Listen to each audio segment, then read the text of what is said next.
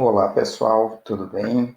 Meu nome é David Pereira, eu sou professor no Departamento de Transportes do Centro de Tecnologia da Universidade Federal de Santa Maria e essa é a disciplina de tópicos especiais em infraestrutura rodoviária.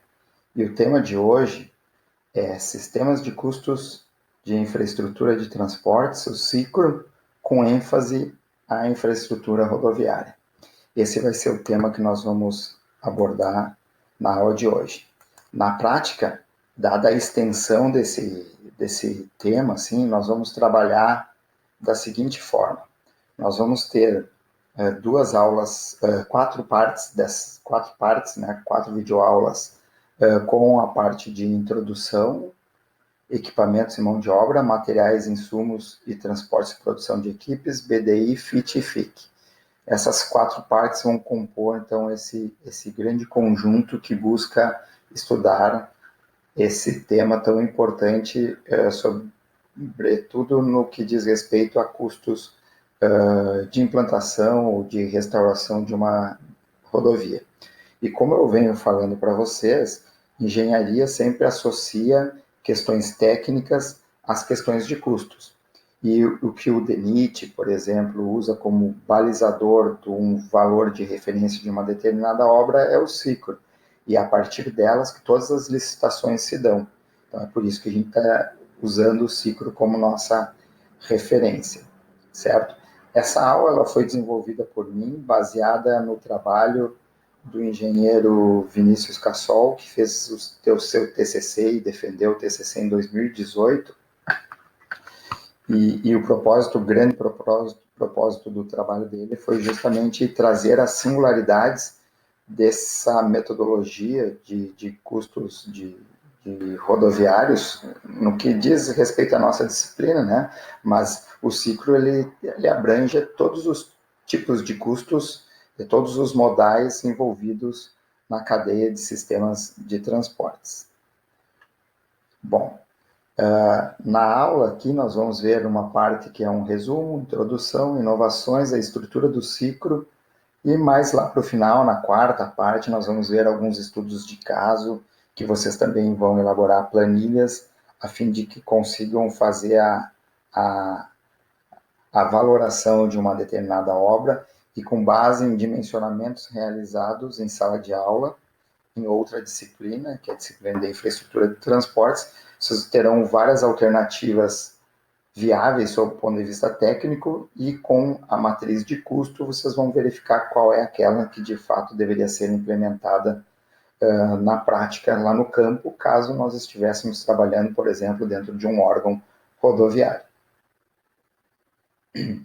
Bom, o ciclo, então, ele é nada mais do que um sistema de orçamentação do Departamento de Transportes, né, Departamento Nacional de Infraestrutura de Transportes, que é o DENIT, e ele versa, então, sobre toda a parte de metodologia para se levantar os custos, ou o quanto custará para os cofres públicos uma determinada obra, seja ela no modal ferroviário, nós também temos a parte de fluvial também envolvida no sistema, mas o que vai ser importante para a gente aqui vai ser a parte de infraestrutura rodoviária, que é o tema principal dessa disciplina.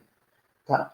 Então, nessa videoaula, o que a gente vai verificar vai ser alguns conceitos básicos, ter um pouco mais de noção dessa estruturação do ciclo, e depois nós vamos particularizando cada um dos itens importantes e que compõem, lá no final das contas, as nossas planilhas de custos unitários, tá bom? Onde a gente tem toda a descrição dos serviços, dos insumos, dos equipamentos necessários para executar um determinado serviço dentro de uma atividade corriqueira do dia a dia de obras rodoviárias.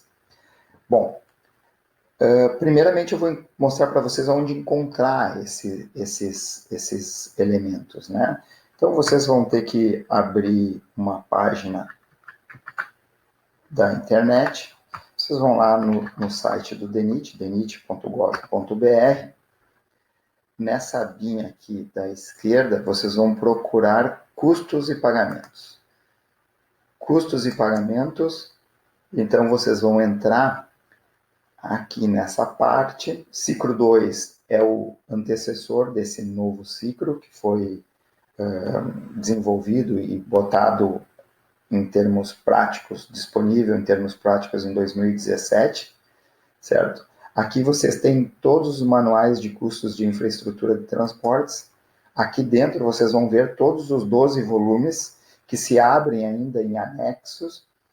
Vocês já têm esse material disponível para vocês, eu já baixei todos esses materiais, já deixei ele lá disponível para vocês, tá bom? Depois nós vamos retomar e vir para cá novamente para fazer uma pesquisa de um outro item, que daí são as planilhas de custos unitários efetivamente.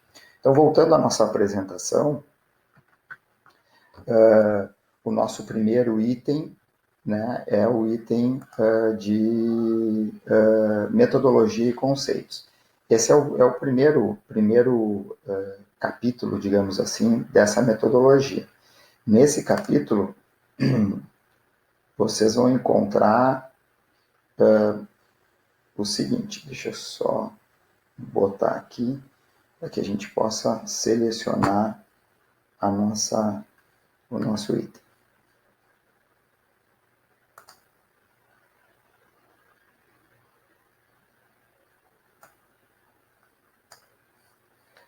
Bom, se vocês abrirem o arquivo, todos eles estão em PDF, certo? Nós vamos encontrar aqui, então, toda a parte conceitual de elaboração do ciclo. Uma vez, quando eu estava fazendo um curso preparatório, assim, para compreender um pouco mais, isso em 2017, no meio de 2017, eu fiz esse curso, o pessoal falava que, e a visão de quem é mais leigo, assim, é que o ciclo parece uma grande composição, uma grande TCPO, né, que faz a composição dos preços unitários da construção civil. Mas, no nosso caso, as composições de preços para a engenharia rodoviária.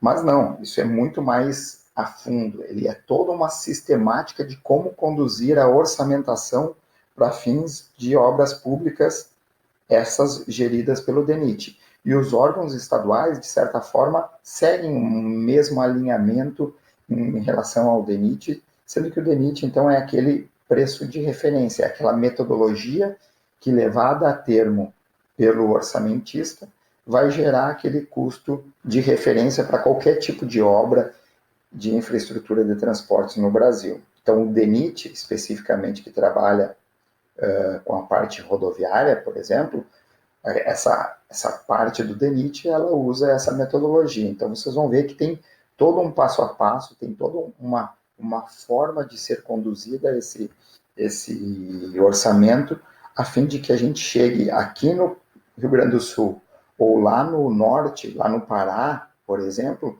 a uma mesma metodologia uniforme, só considerando algumas peculiaridades locais, algumas peculiaridades em termos de disponibilidade de materiais, em termos de condições de mão de obra, de algumas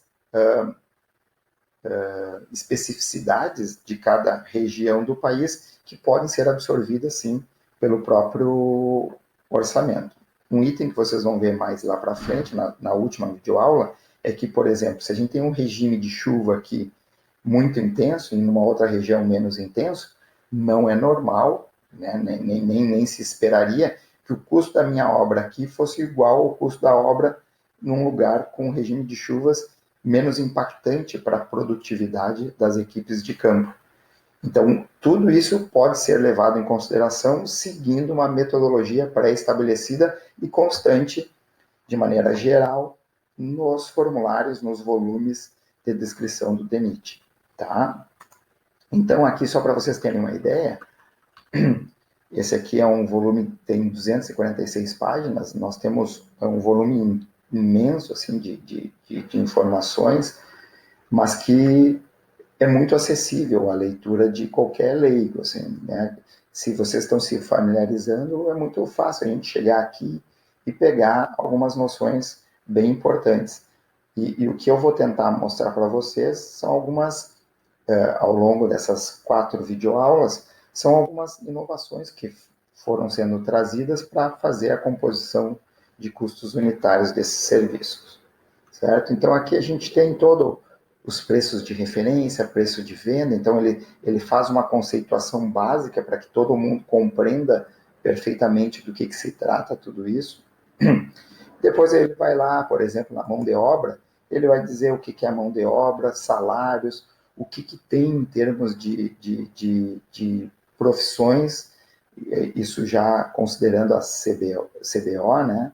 A CBO para a gente é o cadastro da mão de obra, assim, de ocupações da mão de obra, né? O nome dado às atividades é a Classificação Brasileira de Ocupações, isso é CBO, que define cada tipo de atividade, né, que a gente tem, que é envolvida diretamente na construção de infraestrutura de transportes. Mas eu vou focar a partir de agora o que é mais específico para nós da parte de infraestrutura rodoviária.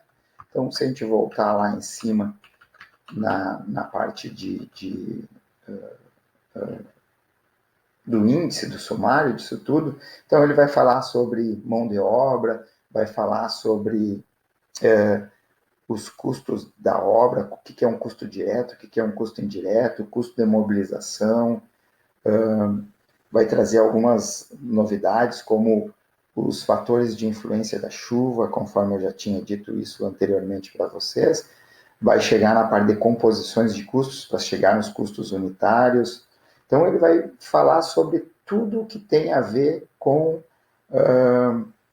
equipamentos, mão de obras, insumos ligados diretamente à execução da obra, mas também aqueles custos que não são custos diretos, que não são custos alocados efetivamente, por exemplo, para se executar um concreto asfáltico, mas que são atividades importantes e que geram custos para empresas, então elas precisam ser ressarcidas por esse investimento, mas que tem a ver com, por exemplo, com a parte de manejo ambiental, que tem a ver com a parte de escritório, né?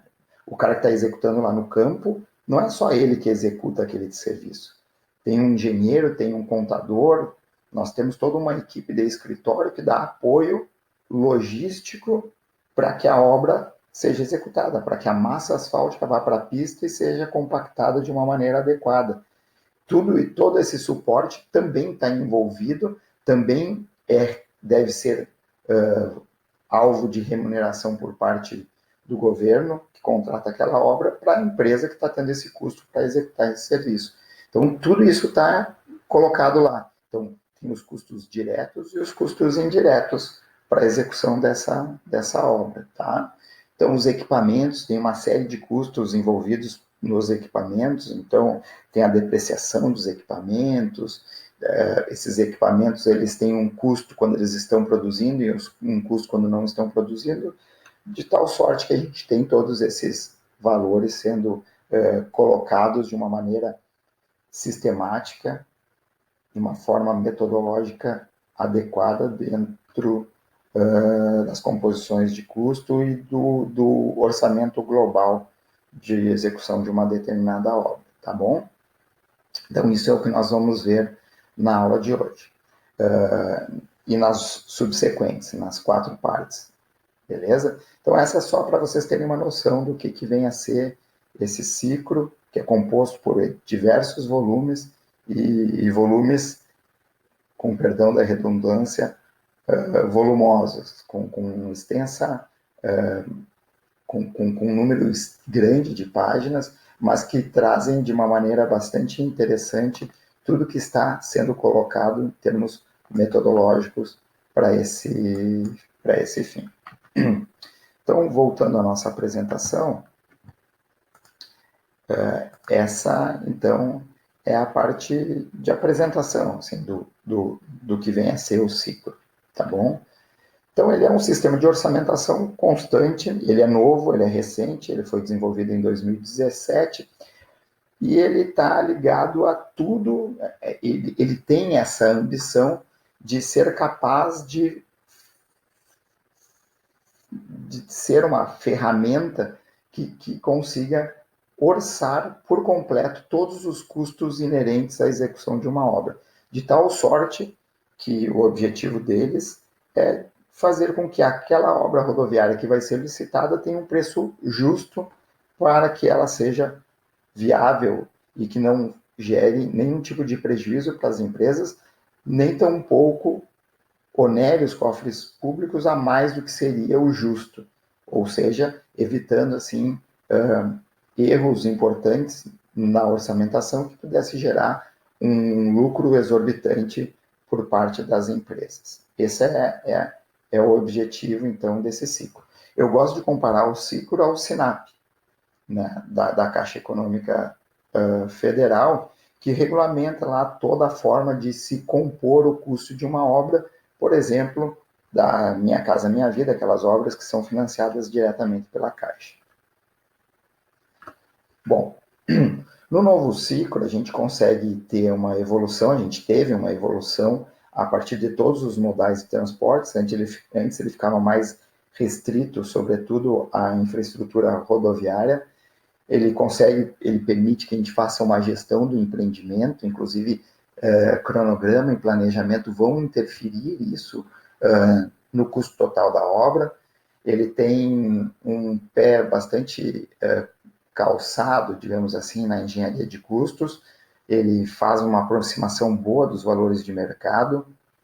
Ele faz uma regulamentação de projetos, análise de ganhos e também ele busca, então, de uma certa forma, abranger e pautar de uma maneira bastante regrada todas essas obras que têm impacto bastante importantes para a população, quer seja para a mobilidade,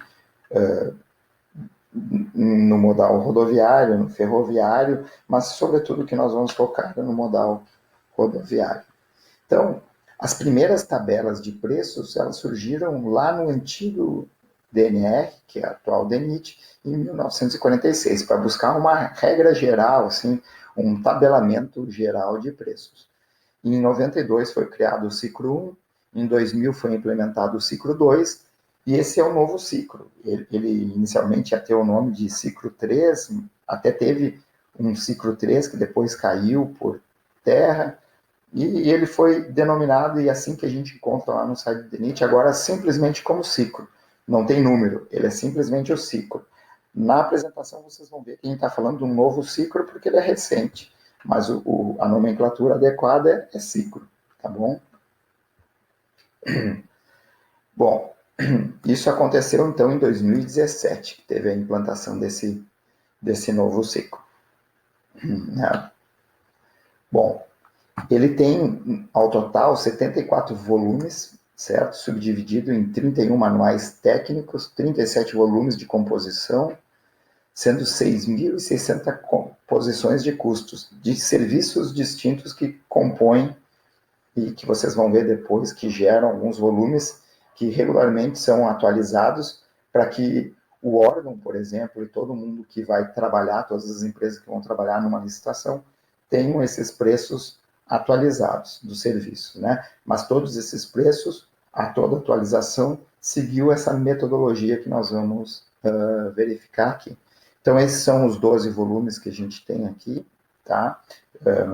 Digamos assim, os mais recorrentemente utilizados. Isso aqui a gente tem aberturas desses volumes. Todo esse material está lá disponível para download no site do DENIT, ou já aglutinado, agrupado de uma maneira mais fácil no material que eu passei para vocês. Tá? O que ele traz de inovação, sobretudo em relação ao antigo ciclo? Tá? Ele traz o quanto que as chuvas e o tráfego local, onde eu vou fazer o serviço, ele pode impactar, eventualmente, trazendo maior prejuízo, maior morosidade ou menor eficiência produtiva para o empreiteiro. Quanto mais produtivas são as equipes de campo, a obra se torna mais barata para o empreiteiro. Agora, toda vez que eu tenho, por exemplo, muita chuva, isso cai a produtividade e eu tenho que ter, de certa forma, em função de uma previsão em termos estatísticos de chuva daquela região, eu posso colocar esse custo adicional que o empreiteiro vai ter por conta da interferência da chuva. A mesma coisa em relação ao tráfego. Tá?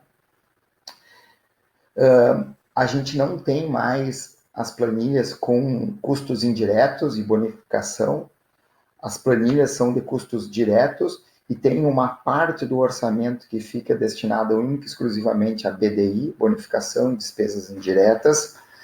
A gente tem uma alteração na metodologia dos custos horários dos equipamentos, depois vocês vão ver, também em relação aos custos de referência de mão de obra, de canteiro e obra, também tem uma forma da gente sistematizar como a gente vai orçar a parte de canteiros e instalações industrial. Tem a inclusão do custo de oportunidade de capital, que depois a gente vai ver, que é bastante importante, que em síntese diz como que o empreiteiro, tá? O empreendedor, ele tem um recurso financeiro, ele vai fazer a escolha se ele vai colocar isso numa empresa, que vai gerar, por exemplo, a aquisição de um equipamento, ou se ele vai pegar esse dinheiro e deixar no banco, deixando que o juro e uma renda fixa, algum outro tipo de investimento de baixo risco, capitalize esse recurso para ele. Isso é o que a gente chama de custos de oportunidade do capital. Assim. Então, o empreiteiro que tem como objetivo empreender, gerar empregos, ele tem que se remunerar de uma maneira bastante importante. Não estou dizendo que o montante tem que ser exagerado, mas é justo que ele seja remunerado pela escolha dele em ter colocado o seu recurso para gerar algum tipo de emprego, né? Ou fazer, né, a economia do país girar. E a gente também tem algumas diferenciações em termos de BDI, porque dependendo do porte da obra, a gente pode ter BDIs maiores ou menores. Isso tudo a gente vai tentar ver, claro que não de uma maneira tão exaustiva assim, mas o objetivo dessas videoaulas são na prática dar uma noção bastante importante para vocês, mas informativa, de tal sorte que vocês lembrem do que existe lá e, se quiserem se aprofundar no tema, procurem pelos manuais e eles vão estar descrevendo de uma maneira bastante precisa tudo isso que foi colocado dentro do novo ciclo.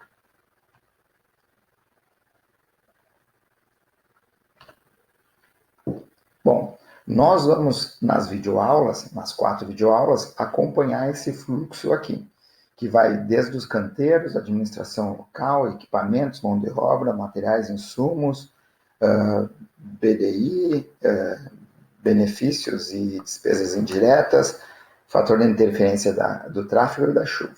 É assim que nós vamos trabalhar aqui. Bom, no que diz respeito a canteiro de obras, a gente tem, quando vai executar uma obra, nós precisamos remunerar o empreiteiro também por algumas despesas que ele tem, mas que não estão diretamente relacionadas à execução do serviço. Vamos pegar como exemplo básico o concreto asfáltico, a execução de concreto asfáltico. É aquele concreto asfáltico que chega lá na frente de serviço, lá na obra, ele é basculado pelo caminhão basculante, cai na mesa da vibroacabadora, ela passa a vibroacabadora espalhando, distribuindo e fazendo um pré-adensamento, uma pré-compactação do concreto asfáltico. Depois vem os rolos para efetuar, de fato, a compactação daquele concreto asfáltico. E nessa estrutura toda nós temos pessoal, todo mundo trabalhando diretamente naquele serviço. No entanto, para que aquele serviço fosse possível, muitas vezes eu tenho que ter um canteiro de obra, né? Tanto em termos administrativos quanto industriais. Então, por exemplo, eu tenho o escritório, mas eu também preciso ter a usina de asfalto, que vai produzir aquele concreto asfáltico e vai me levar lá para frente de serviço.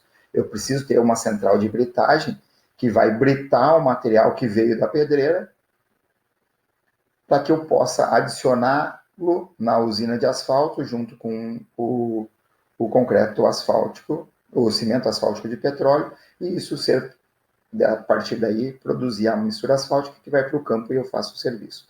Então, Esse canteiro de obra, assim, ele considera todos esses serviços, inclusive redes complementares. Por vezes, a gente tem uma rede de energia passando próximo, mas ela não vai até onde eu instalei a minha unidade industrial. Então, eu posso lançar mão desse recurso de fazer uma linha de transmissão que chegue até a minha usina de asfalto. Isso é algo importante, ou mesmo um alojamento, né, um acampamento, um alojamento, eu preciso ter condições mínimas de suporte para os colaboradores que trabalharão lá. Tudo isso, então, pode e vai ser alvo também de uma orçamentação dentro da metodologia do novo ciclo.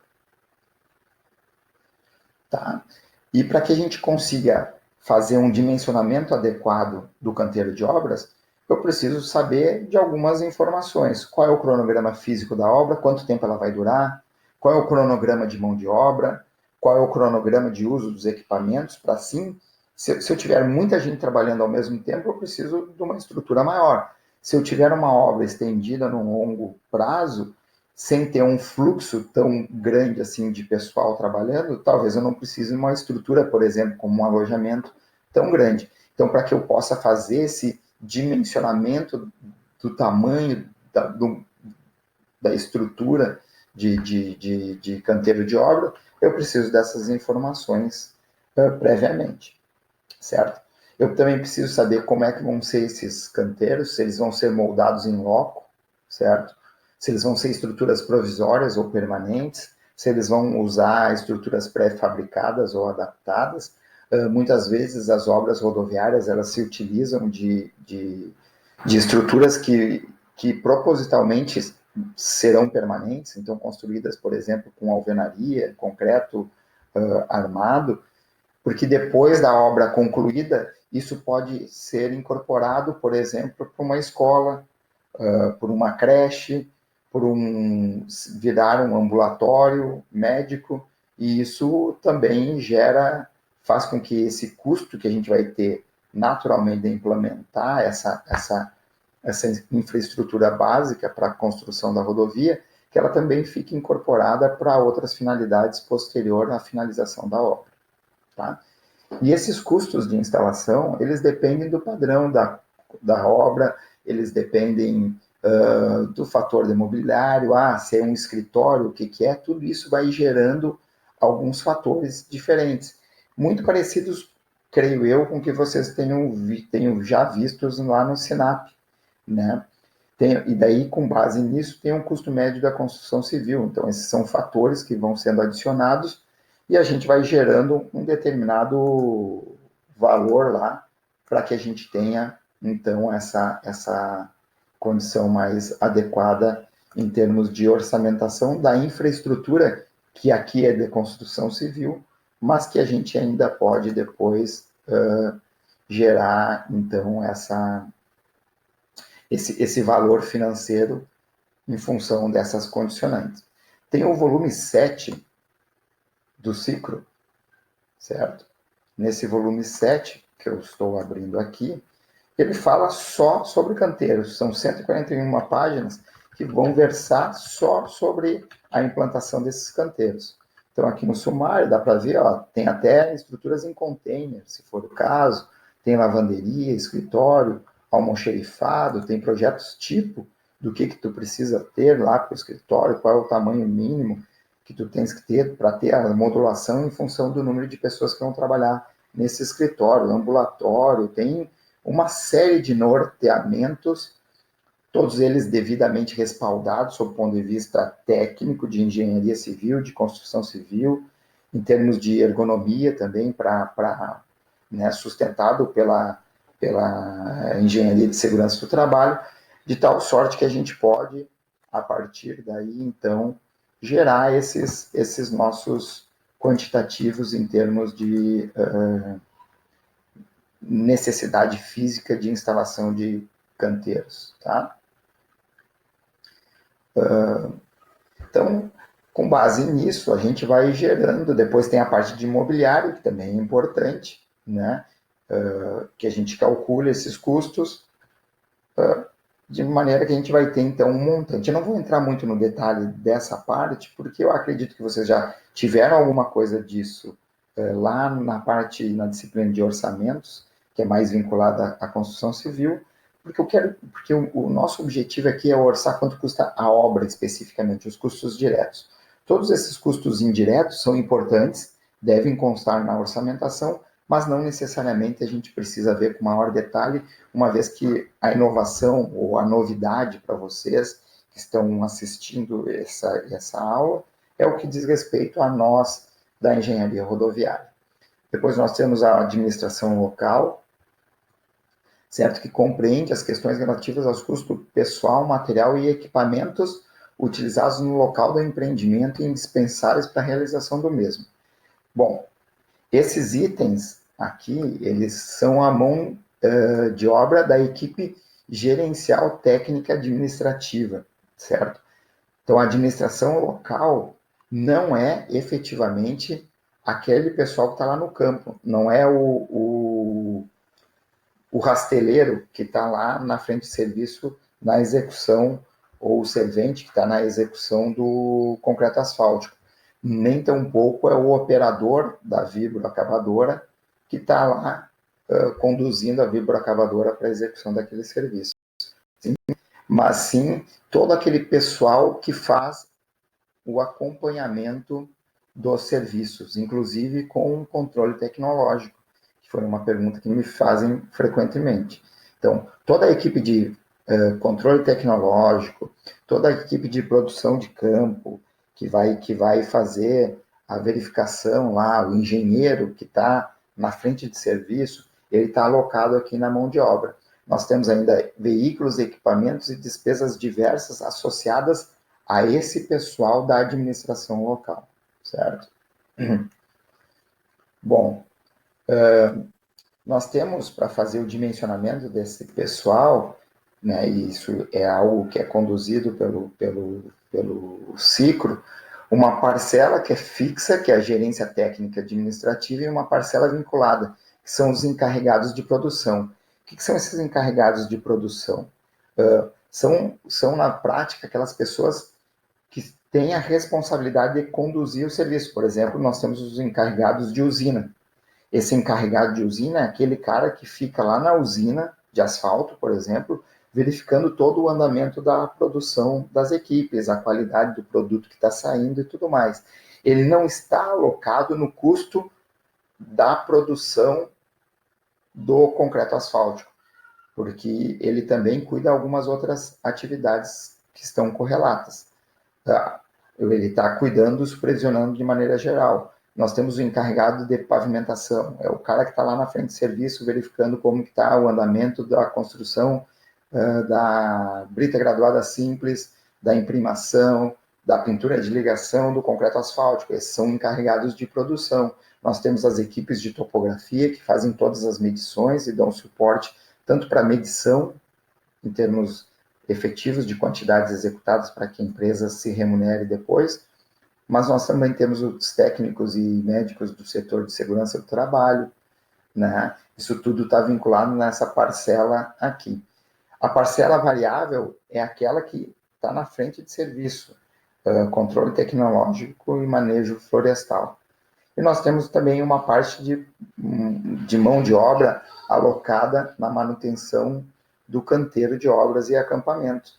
Então, é o cara que deu um problema, precisa fazer a limpeza periódica. Então, tem a equipe que faz a limpeza do alojamento, por exemplo, né?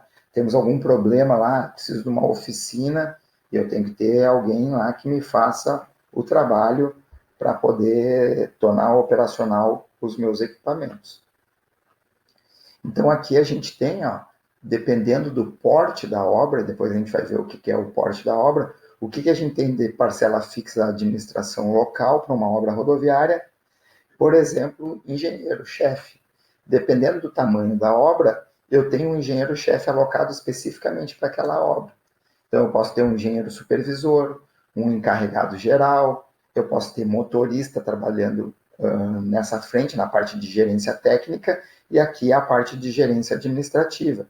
Então, vejam, tenho um engenheiro auxiliar, eventualmente, eu posso ter alguns veículos alocados para essas pessoas, para dar mobilidade para essas pessoas irem para frente de serviço, irem até a cidade e fazerem os trabalhos mais distintos que são demandados por esse pessoal. Eu tenho ônibus alocado aqui, por quê? Para levar o pessoal para frente de serviço. Então, tudo isso deve ser considerado e está remunerado a uma fração que depende basicamente do porte da obra.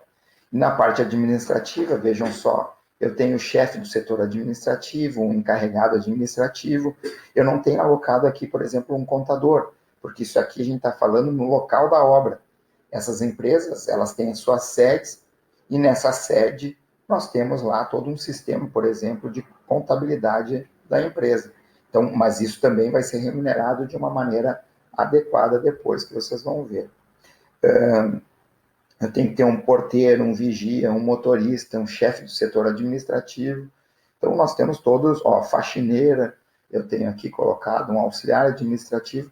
Então, nós temos inúmeros colaboradores participando desse processo e que a empresa deve, né, de uma maneira justa, ser remunerada por pela questão de ter esses profissionais aportados no desenvolvimento dessas equipes. Bom, em relação àqueles custos, né, e a quantidade que a gente tem desses profissionais, vejam que ele é função do porte da obra. O que é considerado, no caso da construção rodoviária, então a execução de um trecho novo, não existente. O que é considerado como uma obra de pequeno porte? Que ela faça por ano até 15 quilômetros de pista, certo? De pista por ano, tá? Então, são as duas faixas de rolagem. O que é de médio porte? De 15 a 30. Acima de 30 km por ano, se esse for o cronograma da obra, ela é considerada de grande porte. Restauração rodoviária, 20 km de pista por ano, pequeno. Médio de 20 a 40, acima de 40 é considerado de grande porte uma obra de restauração rodoviária, certo? Então, se a gente pensar no nosso caso mais próximo, aqui a duplicação da faixa velha é uma obra do Estado, né, do governo federal, mas em termos de extensão, aquela duplicação foi uma obra que tinha um porte pequeno, ela era menos de 15 quilômetros de pista simples por ano. Era uma construção rodoviária porque ela levou em consideração a execução de uma pista nova para duplicação. E também mesclava a restauração, porque o trecho já existente só foi alvo de restauração do seu pavimento existente. Tá bom? Só para vocês terem essa ideia. Em termos de construção de obras de arte, por exemplo, tem essa condição aqui, que é em termos de extensão de pista simples dessas obras aqui. Então, de uma ponte, de um viaduto, tá? Mas nós vamos focar mais no que é o nosso chão aqui, que são estruturas de pavimentos. Parcela vinculada. Então, essa parcela se refere às atividades específicas da obra e relacionadas a alguma atividade técnica mais especializada para a execução de serviços de campo, certo? Então, a gente tem aqui, por exemplo, equipe de produção de terraplanagem para obras de construção e restauração. O que eu tenho aqui alocado, assim, de mão de obra? Um encarregado de terraplanagem, ele precisa de um veículo, que é um veículo de 53 kW, isso é a potência do veículo, não é em HP, todas as potências no ciclo são em quilowatts. Eu tenho um aqui trabalhando 44 horas semanalmente, tá bom? A equipe de produção de pavimentação, por exemplo, ela é composta também por um encarregado de pavimentação e um veículo destinado a ele, tá? Depois, esses encarregados aqui, todos eles têm lá no ciclo um valor médio do seu salário por hora, que é a composição a partir de todos os encargos, inclusive embutidos, na contratação dessa pessoa, vai gerar um valor de hora alocado, que vai gerar, por sua vez, então, qual é o nosso custo em termos de tê-los na nossa equipe de trabalho. na quantidade especificada em função do porte da obra, obviamente, tá bom? A parcela variável da administração local difere da parcela fixa devido, a primeira, em depender da natureza e do porte da obra. Então, o que nós temos que ter? Um coordenador no acompanhamento das frentes de serviços, controle tecnológico da obra, manejo florestal das áreas, quando necessário, e a gente vai saber se isso é necessário em função do nosso projeto executivo. Né? Com o projeto executivo finalizado, a gente vai saber se há ou não interferência em termos ambientais e qual é o tipo de manejo. A partir desse tipo de manejo, a gente vai ter que prever essas pessoas que deverão trabalhar nas frentes de serviço, tá bom? Então, aqui a gente tem as mesmas coisas das equipes, fazendo as coordenações e os acompanhamentos dos serviços, porque eu preciso ter gente trabalhando lá na frente de serviço só para acompanhar a produção das equipes. Isso a gente chama de apontadores. Então, cada equipe, para fazer o acompanhamento das frentes de serviços, preciso.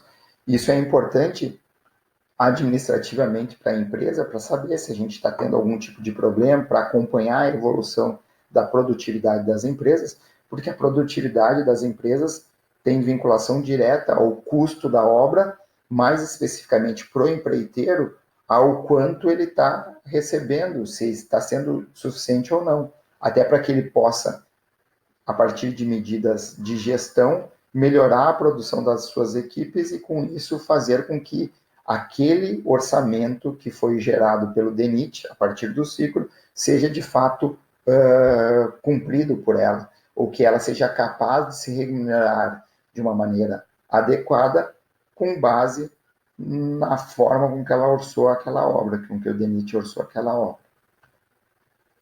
Então, aqui nós temos a parte de manejo das áreas, isso é função também da área que vai ter que ser recuperada ou que vai sofrer algum tipo de manejo e da produtividade desse pessoal, certo? Bom, basicamente o que a gente tinha para ver de maneira geral, assim, do ciclo, era isso que a gente acabou de ver.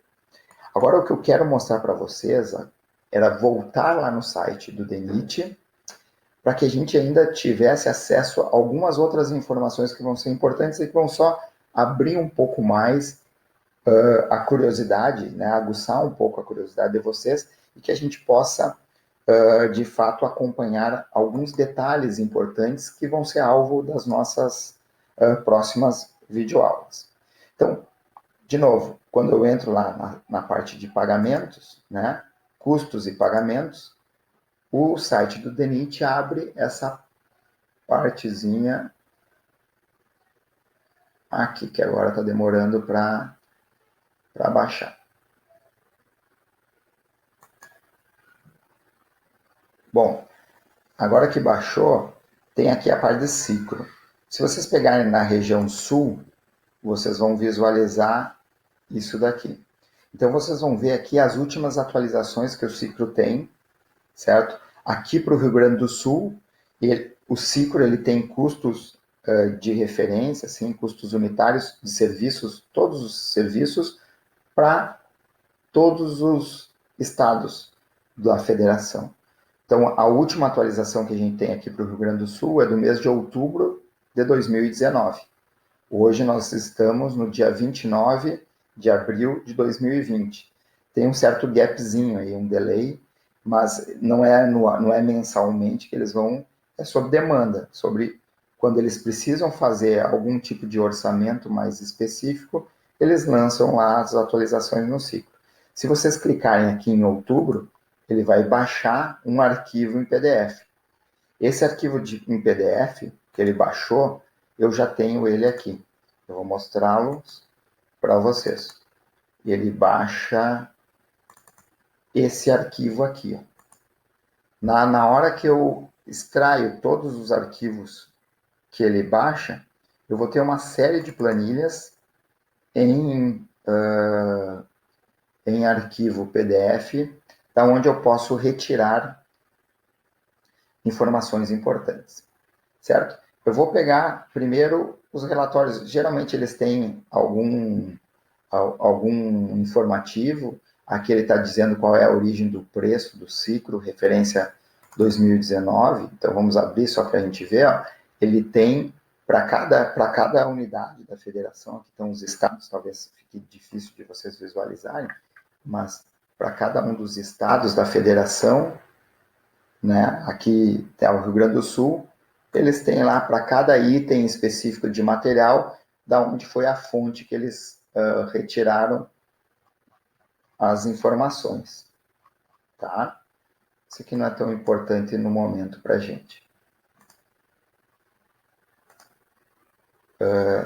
Depois, eles têm aqui um relatório sintético de mão de obra.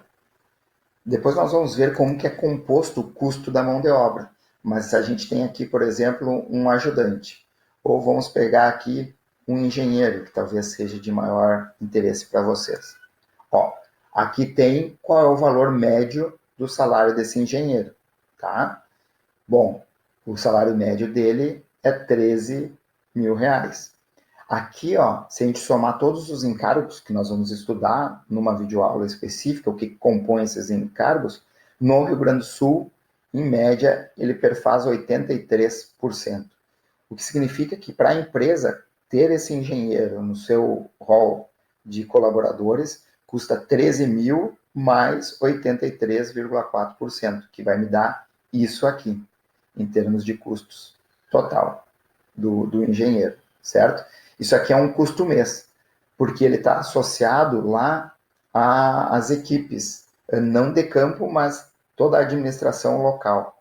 Então, ele não está associado, por exemplo, à execução do concreto asfáltico. O engenheiro participa com uma fração do tempo dele para aquele serviço.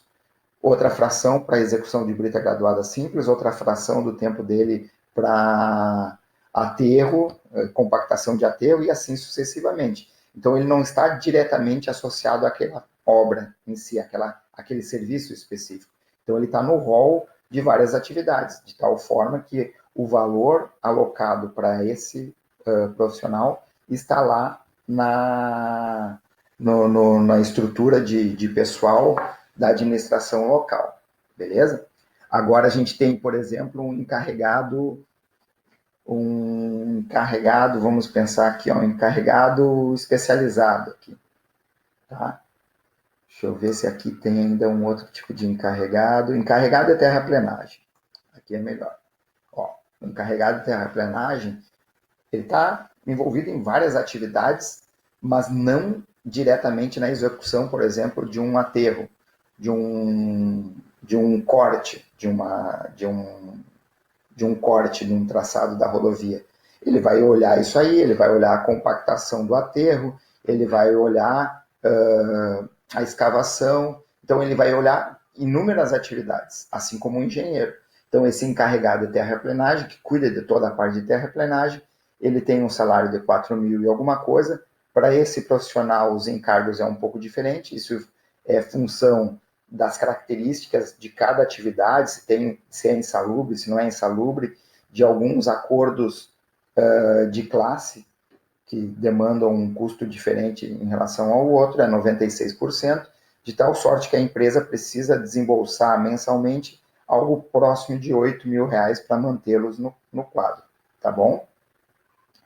Vamos ver um outro profissional aqui que eventualmente vocês gostariam de saber. Aqui, um médico do trabalho, aqui, ó.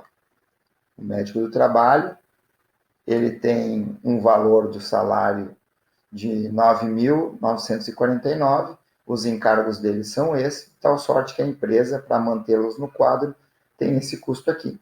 Não é toda obra que precisa um médico de trabalho, então dependendo do porte da obra, vocês, como viram lá, ele precisa ou não estar lá na frente de serviço. Um laboratorista, por exemplo, tem o salário médio aqui no Rio Grande do Sul de R$ 2.764. Os encargos dele são 105%, com base nisso, a empresa precisa dispor de R$ 5.691 para mantê-los em seu quadro, tá bom? Então, isso aqui, ó, é a síntese de todos os custos em termos de mão de obra que foram colocados e alocados nas planilhas de custos do ciclo de outubro de 2019, certo? Então, nós vamos ter uma videoaula que vai falar especificamente sobre isso. Depois, pessoal, nós temos os materiais, os insumos.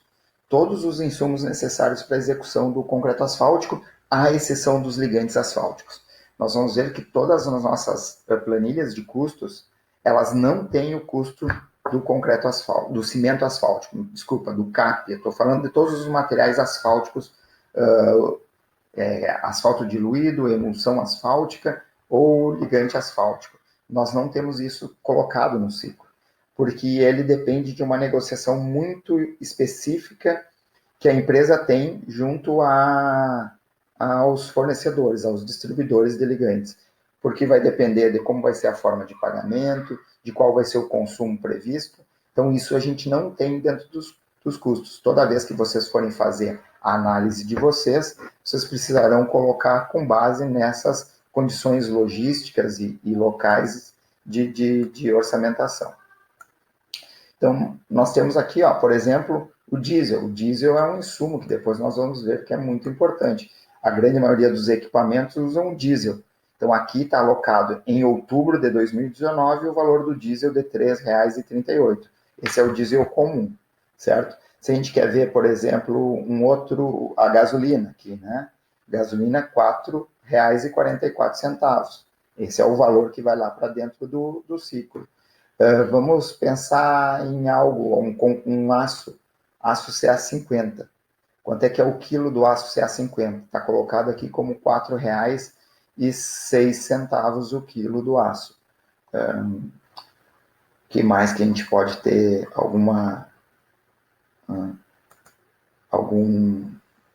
algum tipo de curiosidade? Vamos ver aqui. Chumbador, tábua, tudo. Bom, olha só, nós temos 26 páginas só de quadro sintético para fazer essa orçamentação. Então, esses preços desses materiais que tem o código, ó, todo o serviço, todo o pessoal, tudo tem um código, e esse código vai lá para dentro das planilhas depois, como a gente vai ver logo na sequência. Então, se eu quero comprar, por exemplo, um prego de ferro. Quanto é que é o quilo do prego de ferro? R$ 8,82.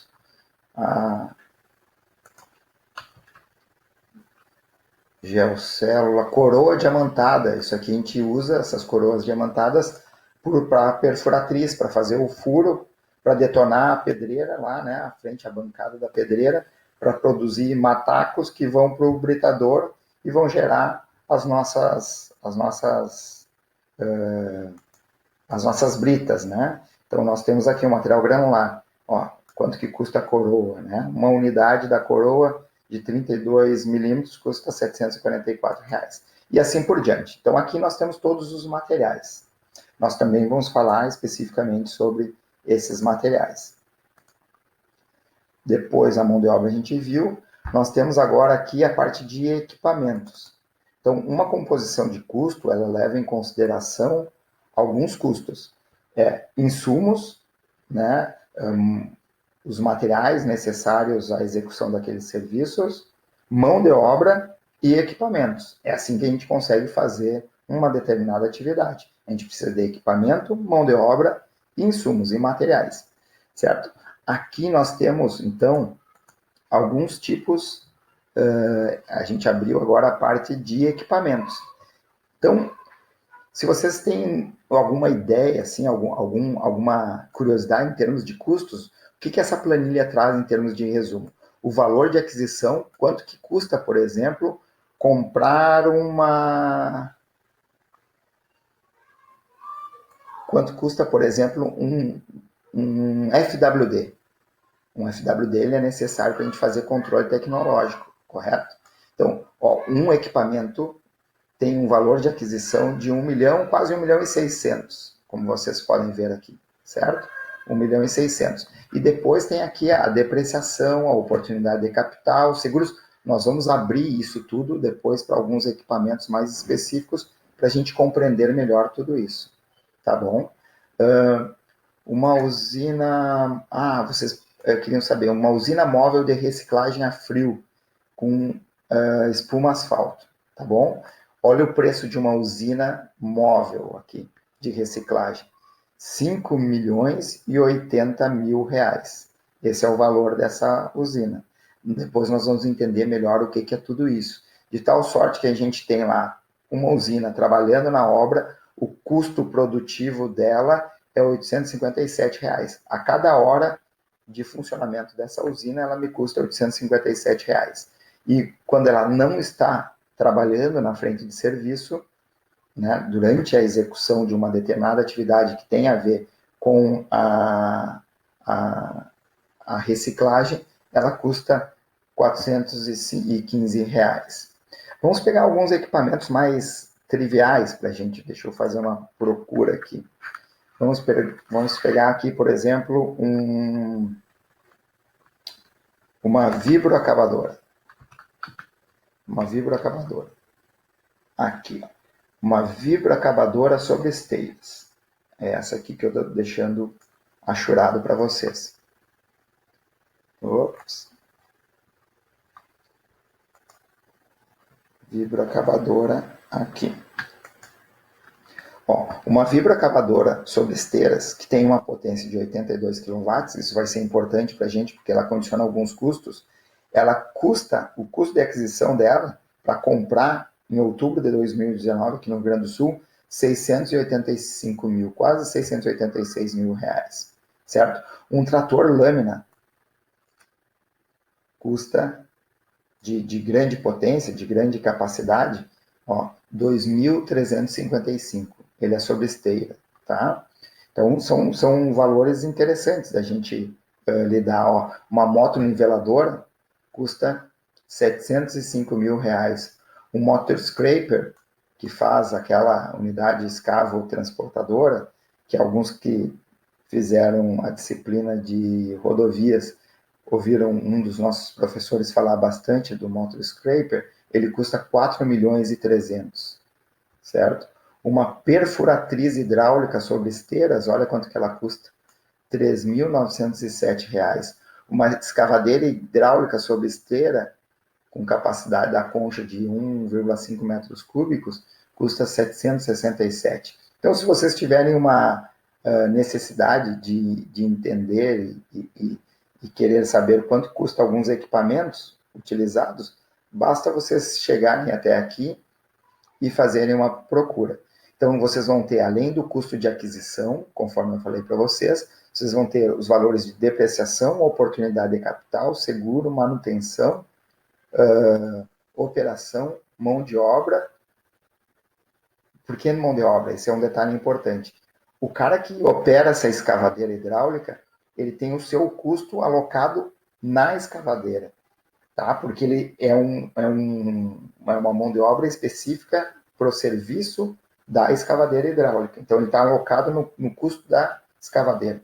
Por isso que está aqui diluído o valor dele, ó, por hora, que a gente observa lá naquela outra planilha que eu mostrei para vocês. Isso me gera um custo produtivo e um custo improdutivo, certo? Não é quando ele está estacionado lá entre um dia e outro, uma jornada e outra de trabalho. É porque, em parte do tempo que essa escavadeira está na frente de serviço fazendo a escavação, ela está produzindo, ela está se mexendo, ela está fazendo a escavação e a carga, mas tem um momento entre um gapzinho que dá, ou porque ela tem que se deslocar dali para um outro lugar, ou porque tem um outro caminhão basculante vindo para se acoplar ao sistema para poder receber a carga, esse é o momento que ela está parada. E esse momento que ela está parada, ela não está gerando custos operativos. Então, isso é o custo improdutivo na frente de serviço, tá bom? Então, essa é a parte de equipamentos. Nós também vamos ver especificamente como a gente calcula tudo isso, tá? De tal sorte que, a partir daí, a gente chega nesse relatório aqui, que talvez seja o mais completo que a gente tem, que é o custo, que é o relatório analítico de composições de custos. Nós temos um sintético que só me dá o valor do custo específico, mas esse aqui é o mais geral de todos. Eu vou procurar aqui um serviço que seja de...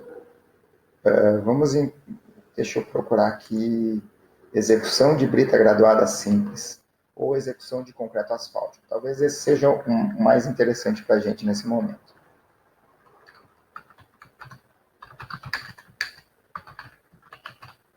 Deixa eu ver se essa palavra-chave aqui me permite. Se vocês observarem, ó, ele tem 6.349 páginas. São muitas páginas. São muitas páginas. E isso faz com que a gente tenha alguns problemas, por vezes, na hora de procurar. Eu vou procurar 5070 aqui. Vamos ver se eu consigo fazer uma procura mais adequada.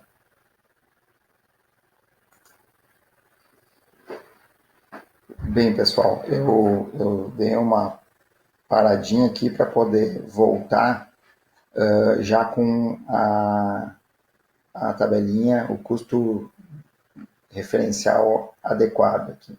Então, conforme eu tinha dito, nós vamos ver um pouquinho melhor como é que é feita a composição de custo unitário de um serviço, e eu peguei o serviço talvez mais importante aqui que a gente tenha e que mais impacte no custo das nossas rodovias, conforme vocês já poderiam eventualmente imaginar.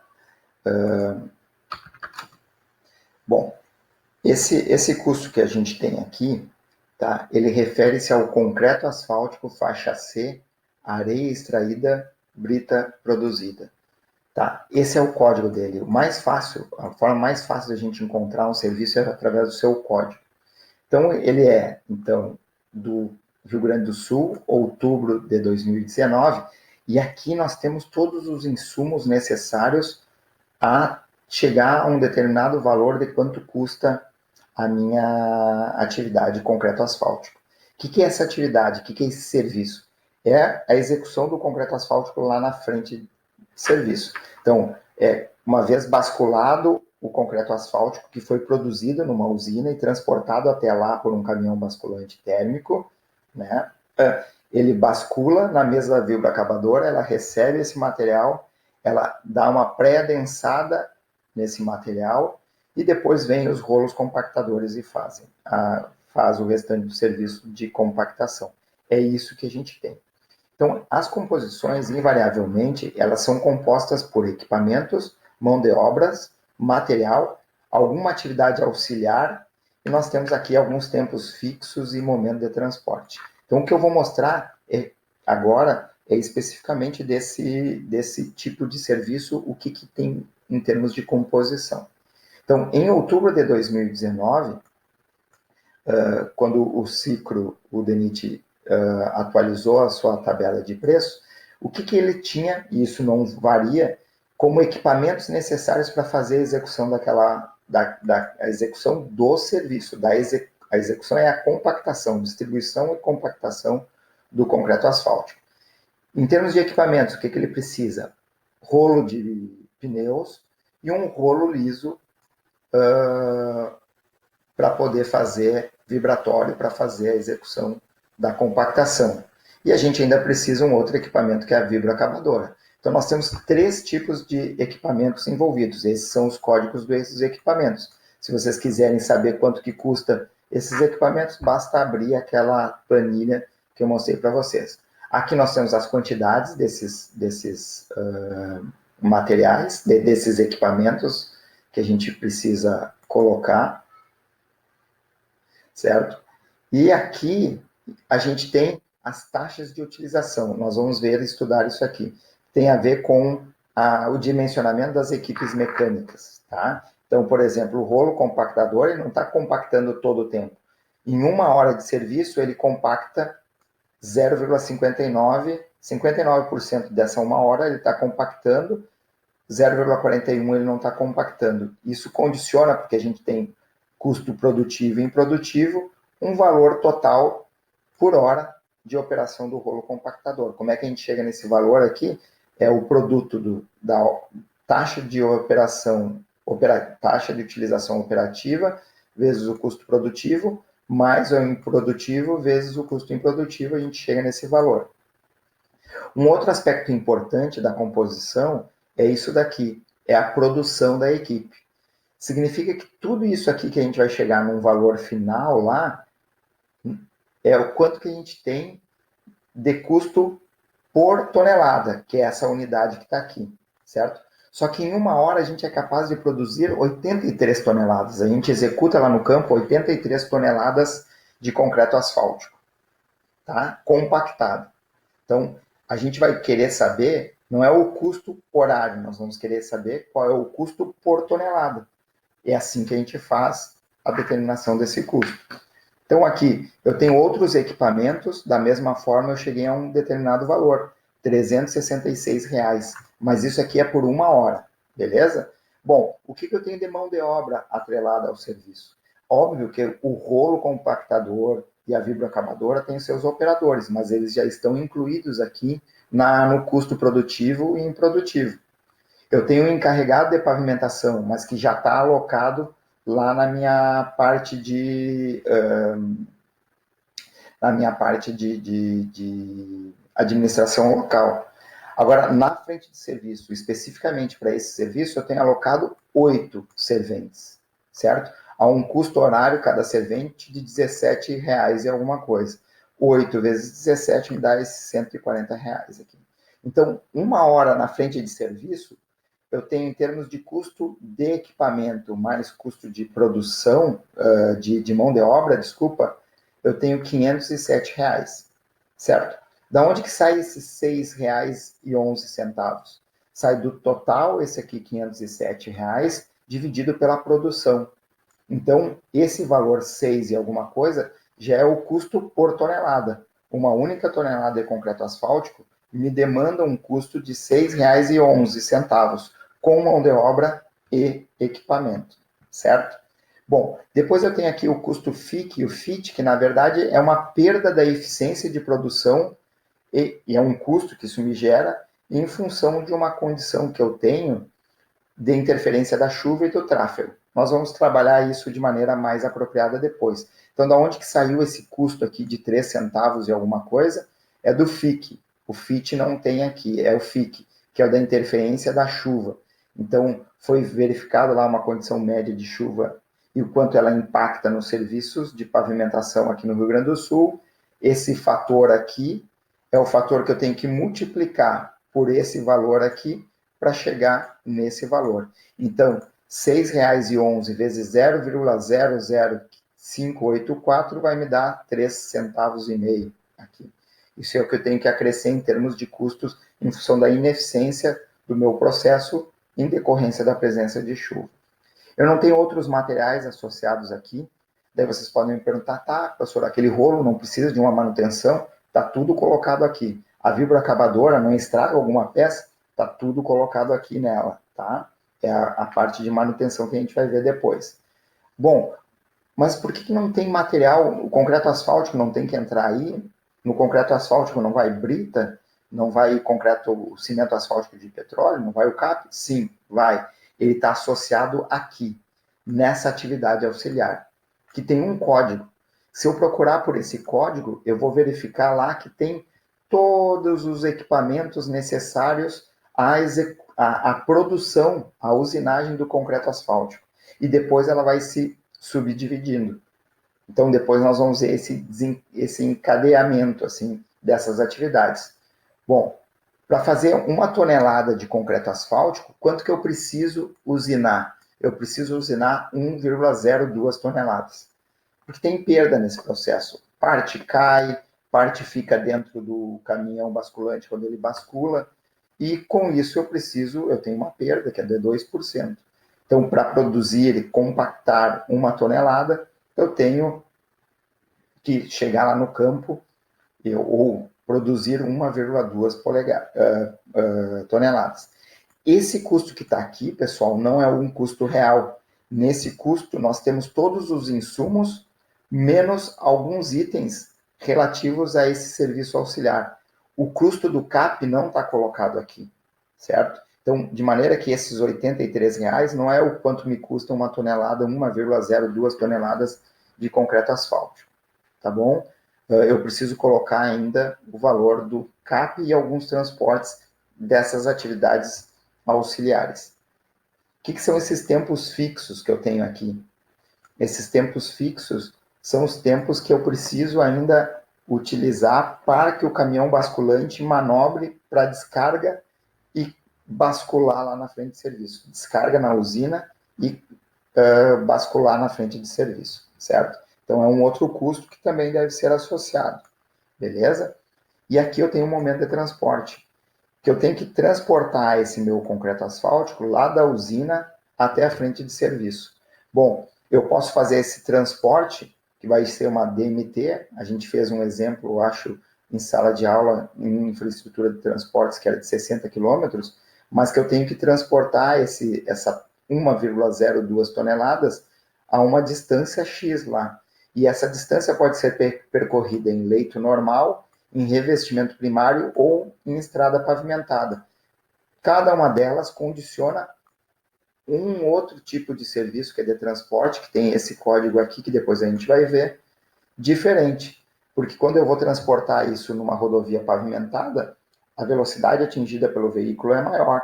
Então eu tenho alguns custos sendo também norteados por essa maior velocidade. Geralmente um custo menor, dá menos manutenção no caminhão que vai fazer esse transporte. De tal sorte que aqui no final eu teria o custo por tonelada da execução de concreto asfáltico lá na pista. Por que esse custo ainda não é real? Porque eu tenho que colocar na usinagem ainda o custo do meu material asfáltico, que eu não tenho ele colocado, então esse valor aqui não é o valor final, e eu tenho alguns transportes que eu preciso colocar tanto aqui dentro, como aqui na parte de transporte do material asfáltico da usina até a frente de serviço. Basicamente, essa é a estrutura da nossa composição de custo, que vai chegar num custo unitário final, que não é esse ainda, mas nós vamos ver como a gente chega nas próximas aulas, certo? Então, é assim que a gente vê. Então, a gente vai agora começar a desmembrar esses itens e verificar como esses itens vão para o interior das composições de preço. Isso vai ser alvo das próximas aulas, até que a gente compreenda melhor. Inclusive, essas taxas de utilização que tem a ver com a parte de dimensionamento mecânico das equipes das equipes, né, dos equipamentos que produzem essas atividades inerentes à execução do concreto asfáltico, tá bom? Se vocês quiserem ver esses preços de uma maneira mais sintetizada, vocês podem pegar aqui, ó. Vocês têm todos os serviços, inclusive aquele que a gente tem aqui, que é esse código, certo? Se eu fizer uma procura aqui,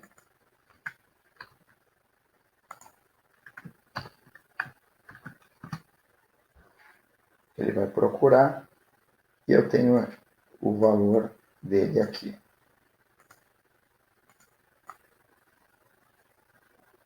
Ó, tá ele aqui, tá? 96,41, 96,41, tá? É o mesmo valor nos dois, obviamente, né? Aqui só está sintético. Aqui eu só tenho o valor deles sem a abertura, sem a composição de custos.